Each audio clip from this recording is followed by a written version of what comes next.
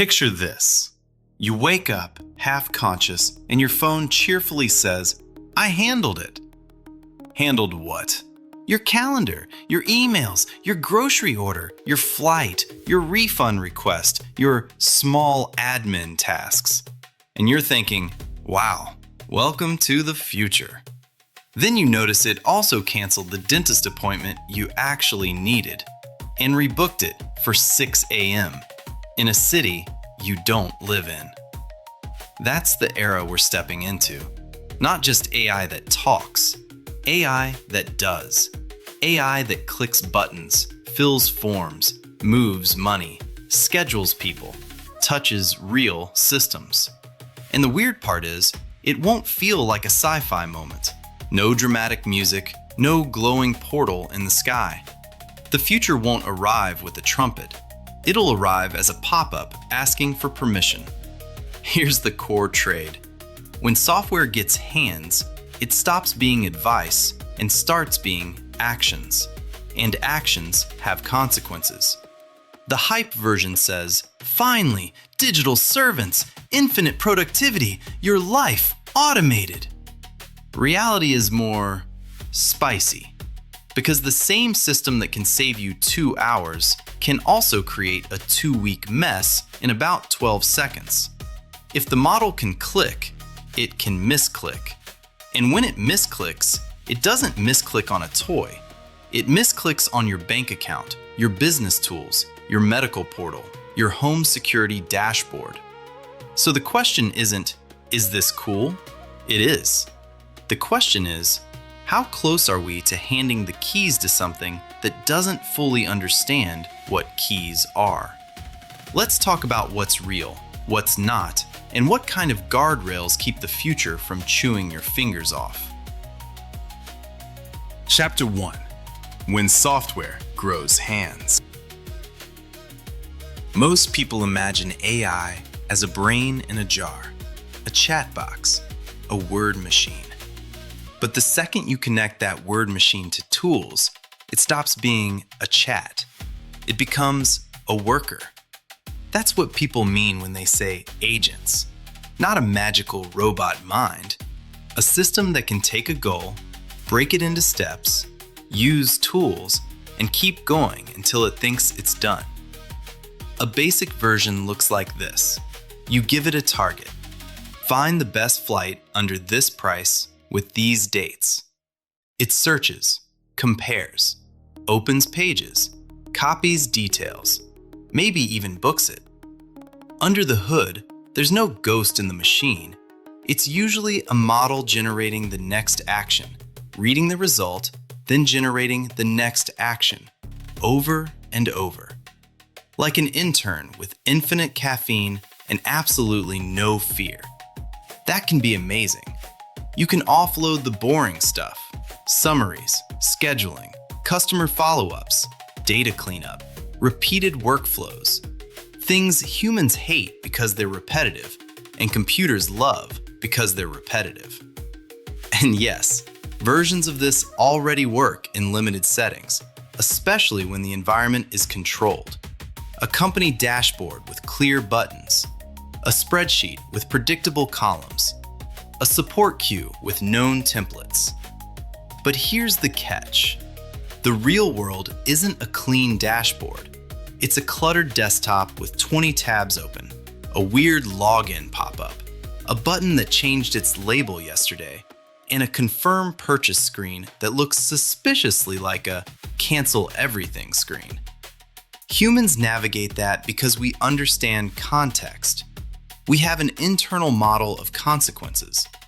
An agent system is trying to approximate that, and sometimes it does, and sometimes it confidently walks straight into a wall like it's discovering physics for the first time.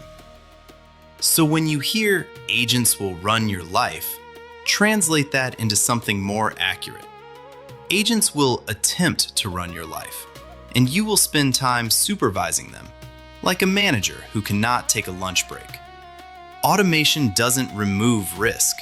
It moves risk somewhere you can't see.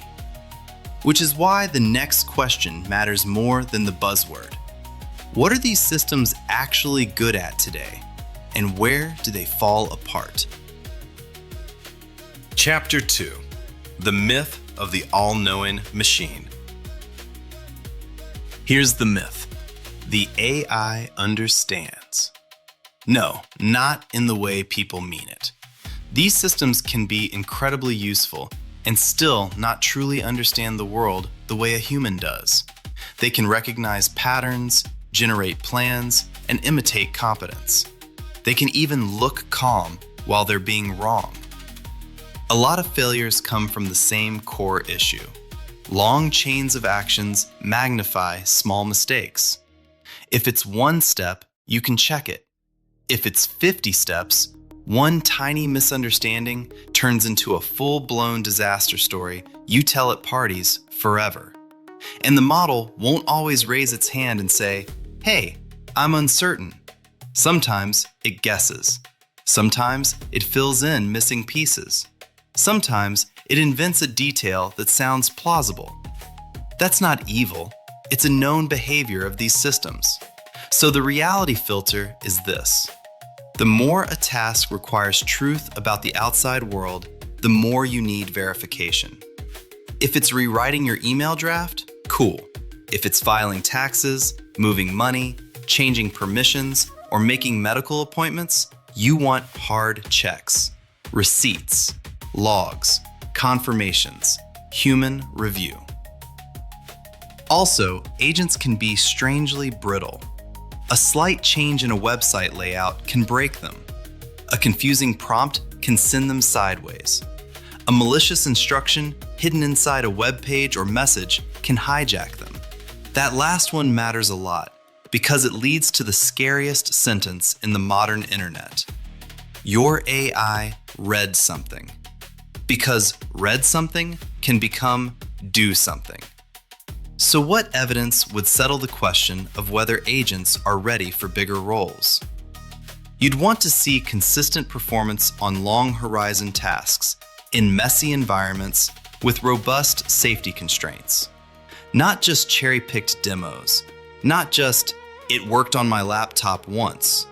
Reliability, repeatability, audits, failure rate reporting, the boring stuff that separates a prototype from infrastructure. And that brings us to the real danger zone. Agents don't just fail quietly. They can fail fast at scale. Chapter 3: One bad click away. When you give software hands, you also give it leverage.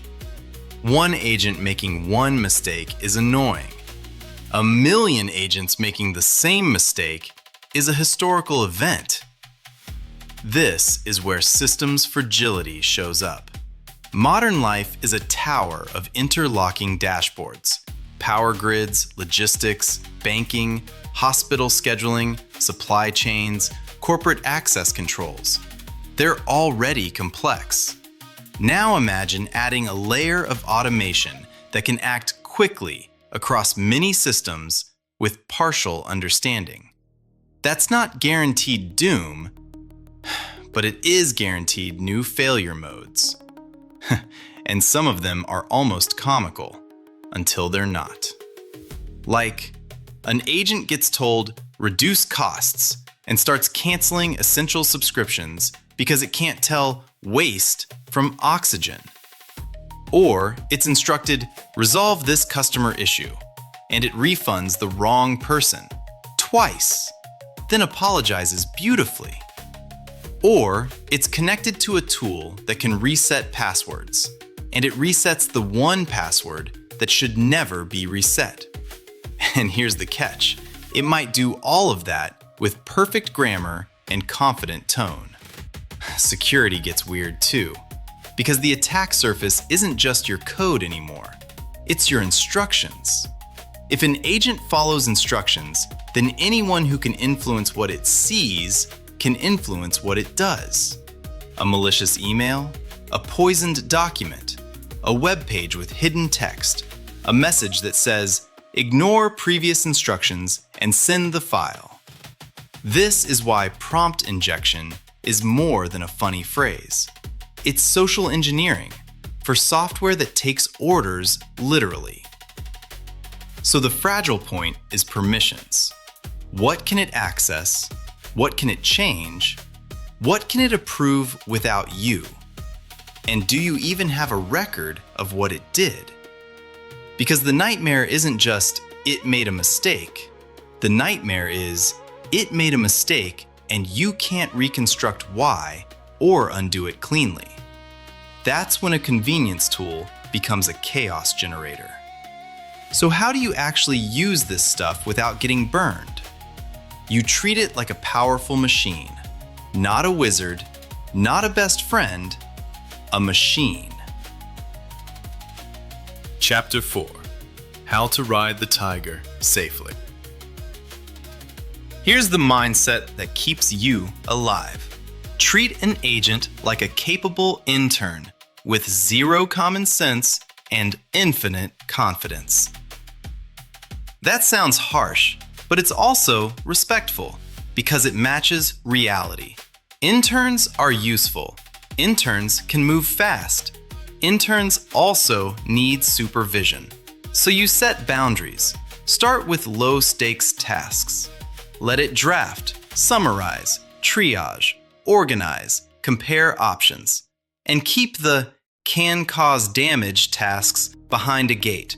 Money, security, health, legal, irreversible changes. Next, limit permissions. Give it the smallest set of tools it needs. If it doesn't need to spend money, don't connect a payment method. If it doesn't need admin access, don't give admin access. If it's operating in your real accounts, consider creating separate accounts just for automation with restricted privileges. Boring? Yes. Safe? Also yes. And safe is underrated. Third, force confirmation. Make it propose actions before it executes actions. Here's what I'm about to do: approve or reject. That one pattern turns agents from autonomous chaos into assisted productivity. Fourth, logging. If it touched your systems, you want a trail. What it clicked, what it read, what it changed, and when. Because when something goes wrong, you don't want a mystery novel. You want a receipt. Finally, remember what's uncertain. Nobody can honestly promise you the timeline for fully reliable agents that operate independently in the wild. We can track progress, but predictions get slippery fast. What will settle it is evidence, long-run reliability data, safety benchmarks that actually reflect reality, and systems designed with failure in mind. Until then, the smart move is simple. Use the power, keep the leash. Because the goal isn't to stop the future. The goal is to live in it without becoming a cautionary screenshot on somebody else's timeline. Signal over hype. Subscribe to join the expedition